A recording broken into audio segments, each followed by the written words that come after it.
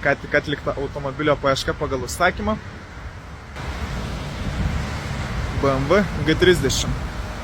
3 litrų variklis, 195 kW. Automobilis prieš 4 metus parvežtas iš Vokietijos. Nupirkom labai gerą kainą. Palikim tai konfidencialių dalykų dėl pardavėjo ir pirkėjo klausimų. Turi tikrai labai gerą komplektaciją. Šildomas, ventiliuojamas sėdynės. Gražus salonas.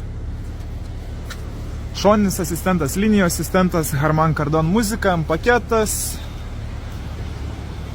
Galia vaikams televizoriai. Ši paieška neeilinė.